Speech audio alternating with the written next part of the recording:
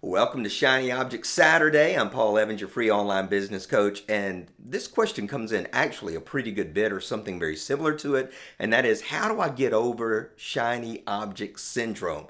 And we've all been there. We've all gone through periods of our life when we're trying to grow an online business where we're buying everything under the sun and implementing maybe some of it and getting a little bit of change out, but it's not really delivering the promise that we were sold, right? And so we're going to talk about three problems, a shift to make, and then five principles of really conquering this once and for all if we'll actually follow this. So three problems when it comes to shiny object syndrome.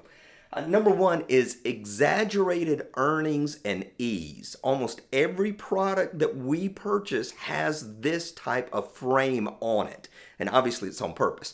But the income and the revenue is always crazy for a couple of reasons. Number one, they're probably using a point in time in which they had their best month ever, their best year ever, and then they're making that sound like it's the benchmark, but it's not necessarily. Secondly, they're using an exaggerated number so that we will feel like if we just got a small percentage of that, we would be thrilled. But as you know, the numbers are not accurate.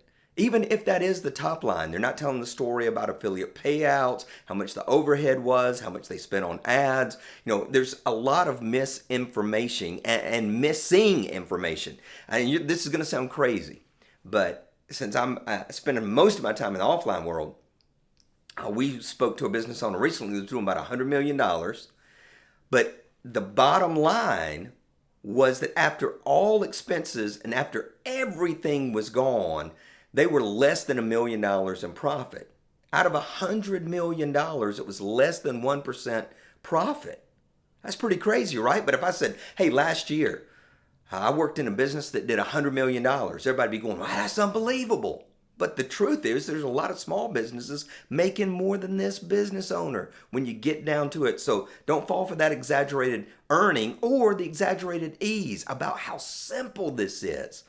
That anybody can do it, and they've got just a massive amount of testimonials showing how easy it is. And I'm not sure, personally, I'm not sure that I trust all those. You're welcome to. I'm just not a huge believer in it. Secondly, is the employee mindset. So what this is that an employee is used to two things. Number one is security, and number two is being told what to do.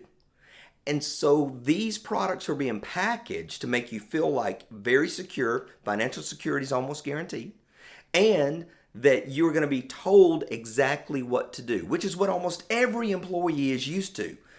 I mean, not to hurt anybody's feelings, but employees do not actually take on the risk of the business unless you're like the number one salesperson, and if you go, everything falls apart. But for the most part, it's the owner taking all of the risk, all the financial risk. They're having to do all the hiring. They're having to put up with all the tough situations, right? When it comes to the actual profitability of that business.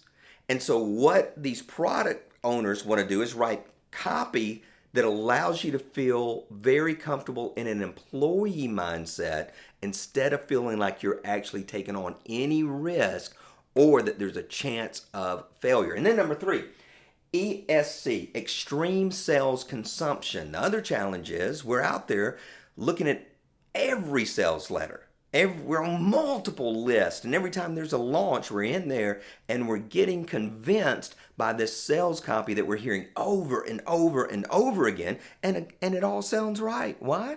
Because it's exaggerated earnings and ease, and it makes us feel like we're going to be able to stay an employee instead of having to turn into an entrepreneur. And these messages are just constant. And even though we just bought this thing over here, well, this latest thing, it sounds like it'll work too. Oh, and that thing that's coming out later this week, that seems like that'll work, right? So we got to have a shift. And the shift has got to be from shiny to tiny. Shiny is, it's going to do all of these things for me. But tiny is, what's the one thing that if I get out of this product, it'll be worth it? What's the one concept? What's the one step forward that I'm going to get? And if you're like, I can't afford to spend $2,000 for one step, good, then don't spend it. Do not buy the program.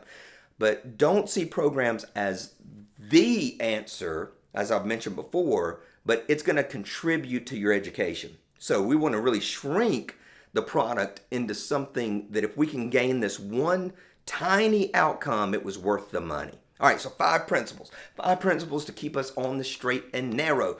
And it's going to obviously spell out shiny. So the S is to be skeptical. I mean, be a crazy level skeptic about whatever's being sold. In fact, let me get these notes because I actually wrote some of these down. So I just went on to the interwebs and got things like, okay, people are having a retiring sale all the time. And I'll stay on their list. They keep coming back. It's a retirement sale. It's used as scarcity, right? To try to get you to buy. Then things like, hey, this is a private message just for you. Don't tell anybody. Live webinars that aren't live, they're pre-recorded. This is one that I saw. If you give me 45 seconds, I'm going to show you how I made 2.5 million in the last 2 years. In 45 seconds. Hey, just 45 seconds, you're going to know all the secrets.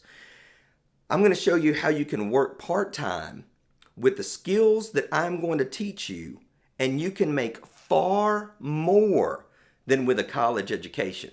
And that's one of the big things right now is everybody's beating up college education, and that you don't have to go to college or have an education to move forward. I'm going to teach you a handful of skills, and you'll make more than all those dummies graduating from college. I went to college. I'm glad I did. It's helped me a lot.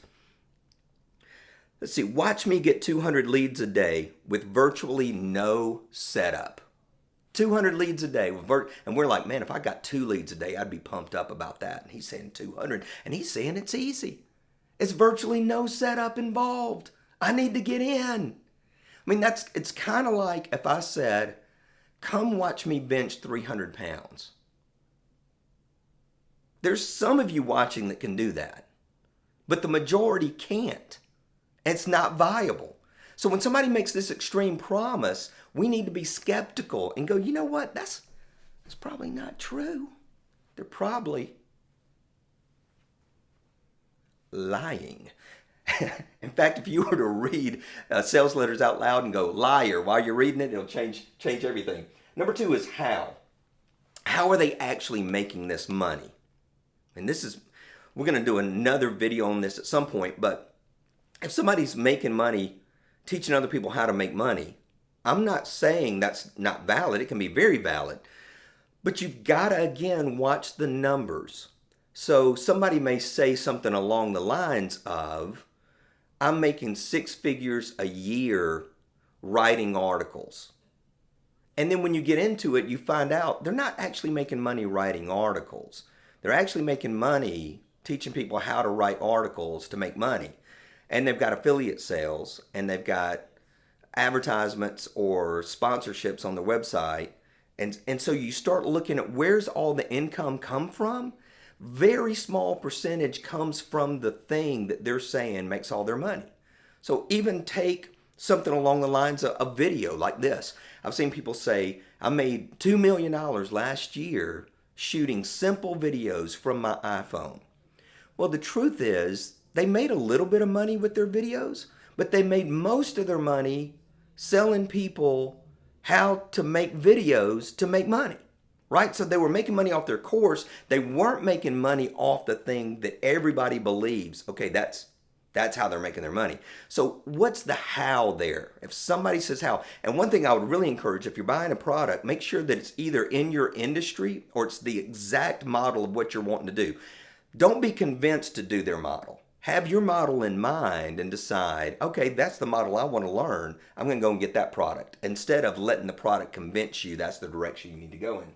Number 3 is intervention. Intervention is, let's say it's a maximum of 3 days, or I think 2 weeks is better, in which you're not allowed to purchase at all. But Paul, they got a countdown clock, and I'm going to miss it. Well, it's probably going to come back again. And for the most part, if you took the 2 weeks and took their sales copy and went out on YouTube and typed in a lot of the pieces that they say they're providing, you could probably find it all for free, right? It wouldn't be that difficult to do. But the key is to make sure there's intervention. The other thing is you can actually go into a forum, let's say that you're a member of, and say, I'm thinking about buying this product. Does anybody have experience with it? Or give me 3 reasons I should buy it and 3 reasons I shouldn't buy it. But you want intervention there. You don't simply want to be out there making that emotional decision. You want to get logical, give yourself some space from the energy of wanting it so bad, and then also ask some other people about it. Number 4 is need. As we talked about being tiny, what specific gap is this going to fill? And the gap cannot be, I want to quit my job and make a gajillion dollars online. That's not a gap, that's a canyon. All right, so we want to be able to say, if I buy this product, this is the gap that it's going to close. Here's the area that I'm really struggling with in my business, and so I want to close that gap. And it should be easy to pinpoint, and it should actually be something that you feel like, okay, I can do it. So let's say that you already have an affiliate product, but you don't have any traffic, but you love social media. Then yeah, buying a course that's going to show you how to leverage social media to sell affiliate products could be valuable. It's going to close that gap. So think about need. And then finally, the why is for a year. If you buy this product, will you give yourself a full year of no other purchases just to apply that thing that you learned?